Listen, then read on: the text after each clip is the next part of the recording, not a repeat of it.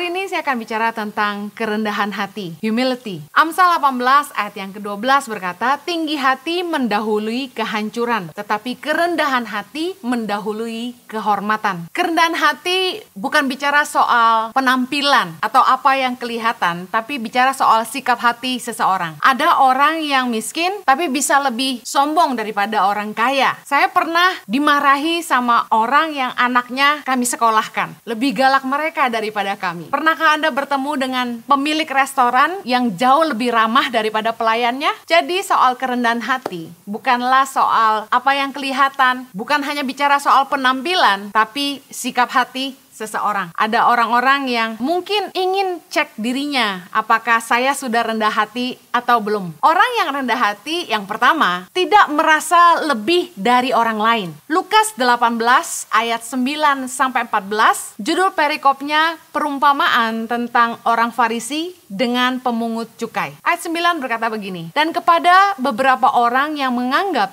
dirinya benar dan memandang rendah semua orang lain, Yesus mengatakan perumpamaan ini. Ada dua orang pergi ke bait Allah untuk berdoa. Yang seorang adalah Farisi dan yang lain pemungut cukai. Ayat 11, orang Farisi itu berdiri dan berdoa dalam hatinya begini, ya Allah, aku mengucap syukur kepadamu karena aku tidak sama seperti semua orang lain. Bukan perampok, bukan orang lalim, bukan pezinah, dan bukan juga seperti pemungut cukai ini. Aku berpuasa 2 kali seminggu. Aku memberikan 1/10 dari segala penghasilanku. Ayat ke-13, tetapi pemungut cukai itu berdiri jauh-jauh, bahkan ia tidak berani menengadah ke langit, melainkan ia memukul diri dan berkata, ya Allah, kasihanilah aku orang berdosa ini. Aku berkata kepadamu, orang ini pulang ke rumahnya sebagai orang yang dibenarkan Allah dan orang lain itu tidak. Sebab barang siapa meninggikan diri, ia akan direndahkan, dan barang siapa merendahkan diri, ia akan ditinggikan. Yesus sedang mengajar kita lewat firman-Nya bahwa perumpamaan ini ditujukan bagi orang-orang yang menganggap dirinya benar dan memandang rendah semua orang lain. Di sini ada dua orang yang datang ke bait Allah, orang Farisi dan pemungut cukai. Orang Farisi merasa dirinya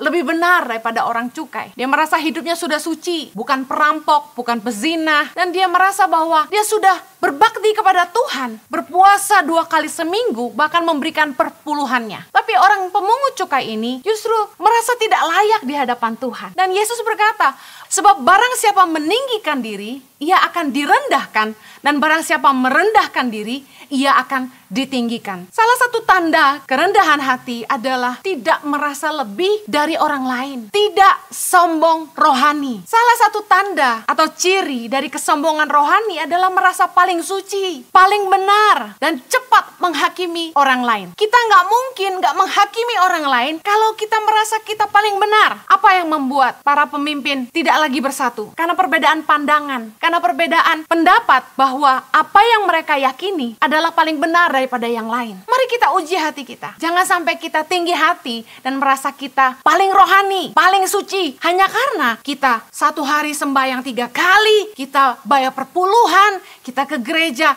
tiap hari, dengar ibadah online. Saya mau kasih tahu, orang yang pergi ke gereja melayani seminggu 7 hari enggak lebih benar daripada mereka yang pergi ke gereja cuma seminggu sekali. Hati-hati, jangan kita merasa lebih daripada orang lain. Ada juga orang yang waktu dipuji berkata dengan begitu rohani, segala kemuliaan hanya bagi Tuhan. Tetapi dalam hidupnya, ia selalu menceritakan tentang kehebatan-kehebatannya, pencapaian-pencapaiannya, menceritakan tentang keberhasilannya, mendidik anak-anaknya, betapa hebat suaminya, betapa banyak asetnya, selalu bicara soal tas apa yang dia beli, kalau liburan dia ke Eropa bagian mana. Orang yang rendah hati bukanlah orang yang kalau dipuji selalu bilang segala kemuliaan bagi Tuhan. Tapi bagaimana sikap hatinya setiap hari? Ada juga yang sebaliknya, ketika dipuji pura-pura merendah, seolah-olah rendah hati, padahal sebenarnya ia ingin dipuji lagi. Kamu cantik banget loh. Enggak, biasa aja. Bener, kamu cantik banget. Biasa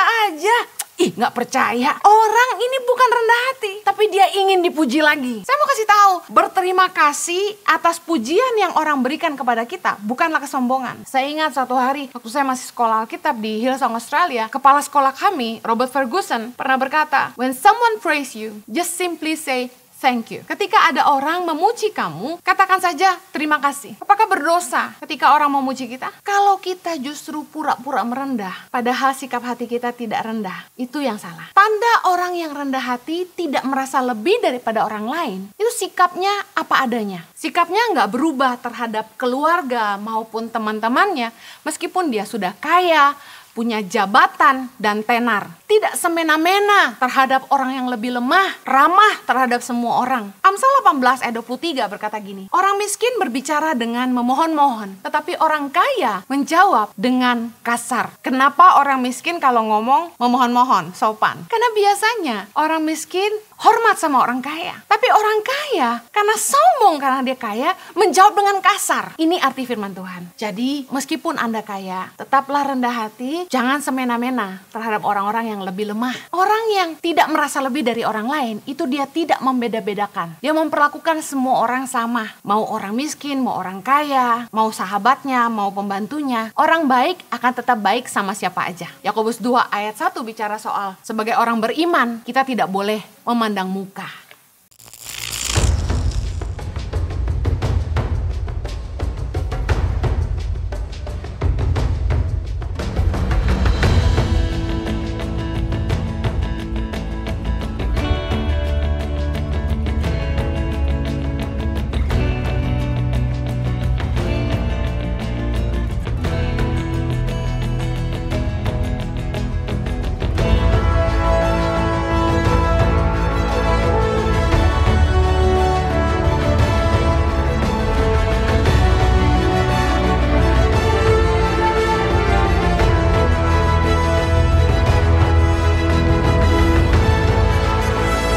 Suka duka, perjuangan guru tangan pengharapan dalam membangun pendidikan di pedalaman Indonesia.